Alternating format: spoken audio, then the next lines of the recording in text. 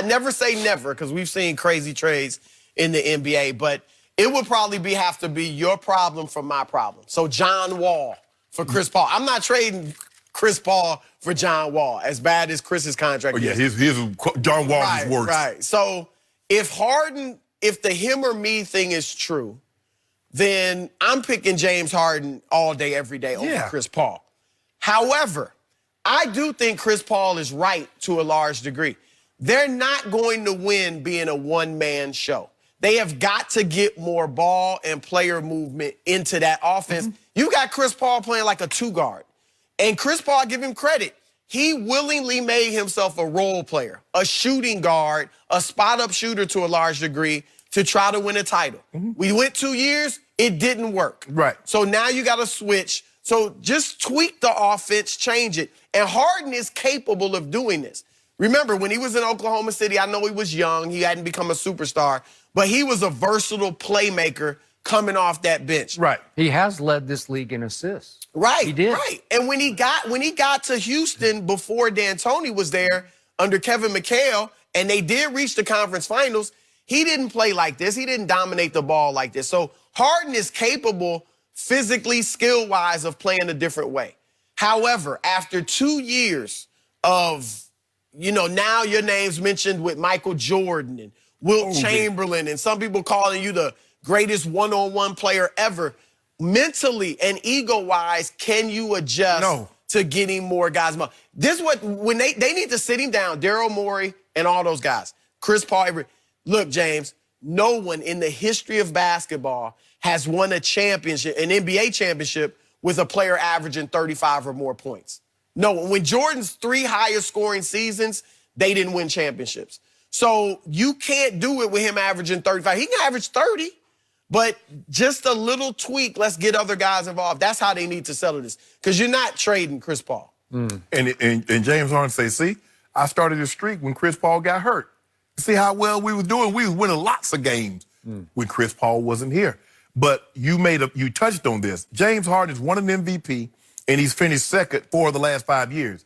How do you say, James, you need to change the way you play when you receive that? He got this Supermax contract, Skip, playing that way. He became James Harden, a household name, playing this way. Well, he finished second in MVP voting and first with the players under Kevin McHale. Right. In 2015. I voted for him that year in 2015. He averaged 29, but he didn't, he didn't dominate like this. This is ridiculous. Yeah, we didn't see the dribble, right. step back, dribble, layup, dribble, floater. But that's what that's what he is. I don't know what Chris Paul was thinking. I guess Chris Paul looked at it and says, well, hold on. The past couple of years, he's been 4th in usage. And now I get here, he's 1st in usage. And it's increasing. So not only is he not willing to pass the ball to me, he's just keeping it from himself even more. Because I could probably tolerate, I can stomach you being 4th in usage rate. He's at 41%. Russell Westbrook, who we think was a ball hog, is at 33. Second. That's 8 more percent. That's unheard of. And by the way, Chris Paul tied for 55th with Buddy Hield. He did. And Chris Paul says, hold on, I'm used to having the ball. Right. At least some. Yep. They relegated Chris Paul to, Chris Paul, now he goes out. He's the leader of the second unit.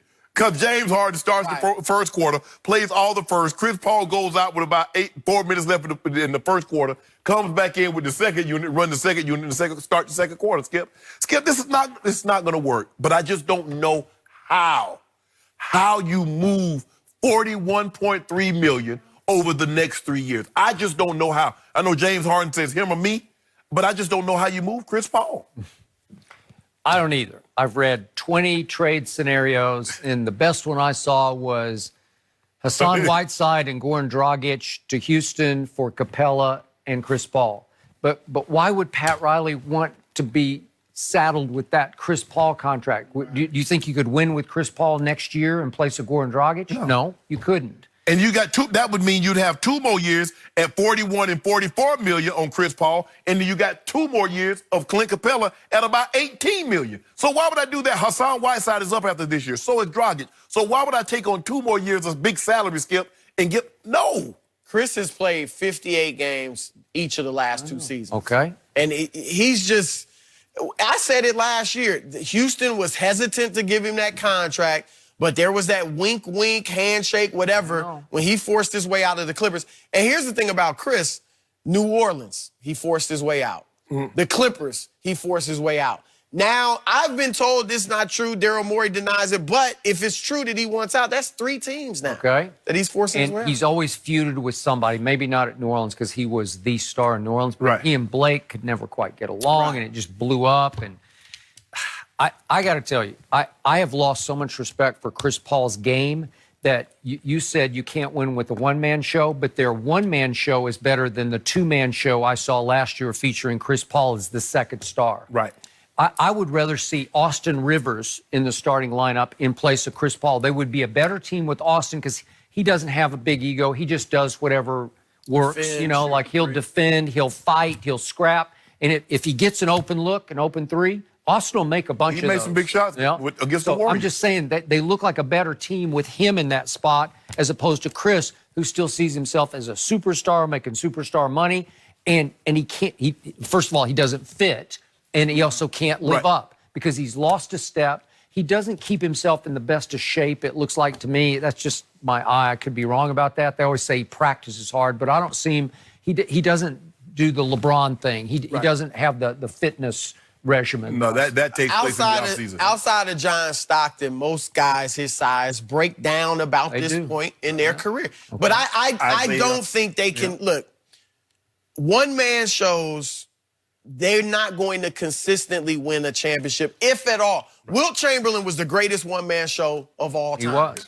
And when he won his championship, he averaged 24 points a game one year, which was his lowest to that point, I think his 7th year. And he averaged 14 when he won it with the Lakers. Yep. I think LeBron, 18 I think one reason LeBron's hasn't won more titles, he's a one-man show to a large degree. Now, he's a passer, but he's creating everything.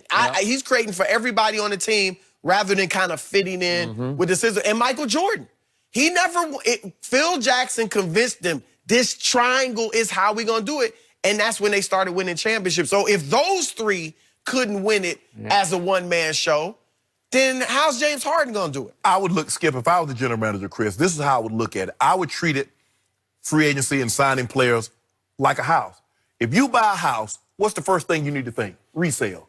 If I buy a $300 million house, Skip, there's only 5 people in the world that can afford that. You sign Chris Paul to this deal. What if I got to trade him? Who going to be able to take that on? Nobody. So now I'm stuck with it. Yeah. They're stuck. I don't know. So you have to use him, right? James Harden, now, Daryl Morey said the other day, there is tension. Tension is good. Now he's trying to downplay it. Right. Because he's saying they're talking, all 3 of them, about free agents. You have to use Chris Paul. If you can't trade him, what's the point of having him average 12 points off the bench? Right? James Harden gonna lump him up. You got to get him up out of there. I mean, you heard the story, man. James Harden is shooting on one end of the court by himself because he likes to do that after practice. Chris Paul gets a rookie, and they go play one-on-one on the same basket that James Harden's shooting on. I know. You know how practice gyms are for NBA team. They got like 10 goals. And you find the one that James Harden is shooting on. Come on, Chris. I just don't know what you do with it. If you can't trade him, Petty Paul, you got to try to make it work. Good luck with that. Good luck. Hold on. Look, once you get to this point, you married. Your wife can't constantly argue and say, I want out. And it's like, we're going to make it work. You going to stay here. My father's there, and they're happily married 54 years, but they had a motto, suffer through. Suffer through. I ain't going to do that. No, I don't. Jesus was the greatest sufferer. I'm not him. I'm not suffering through nothing. I'm gone. I'm up out of here, Skip. But here's the thing. Why are the Rockets panicking? You've lost to Golden State. That's the one team. They may very well have been the second best team in the league last year. Or this past year, for all we know. Why panic? And like you said, Golden State is done for a year. It's right there for the taking. No, they. Well, no, the Lakers are there. 23 but and 23.5. It's still, you have a shot. You have a shot. I got to tell you, last year, I've never been the biggest James Harden fan, but last year was revolutionary. I've never seen anything like it before. Ever. It was as revolutionary as Steph's second MVP year when he dominated from the three-point line in ways we'd never seen Made before. over 400. Right? Yeah, you just couldn't stop it. He was shooting them from 40 feet. He was shooting them like they were free throws.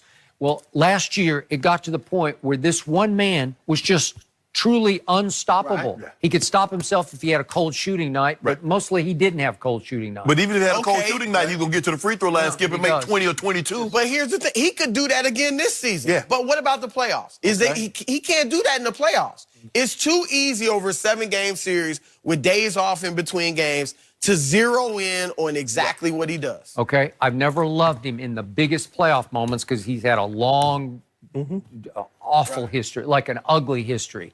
But to Shannon's point that he made earlier in the show, how are we to know how much the Chris Paul versus James undercut their ability to close the deal against Golden State after Kevin Durant went out? Are they at each other's throats to the point that it's just too distracting for the whole basketball Because team? it was reported, Skip, they were getting into a heated discussion after Game 6, walking up the court, walking in the tunnel. Yeah.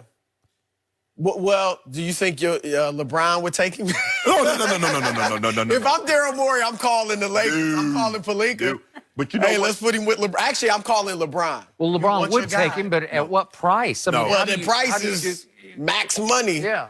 Well, I don't think he would take it. He's smart. He knows. They only got $32 million. Chris Paul's making $41 million. That, How you fit that? that banana boat would sink, right?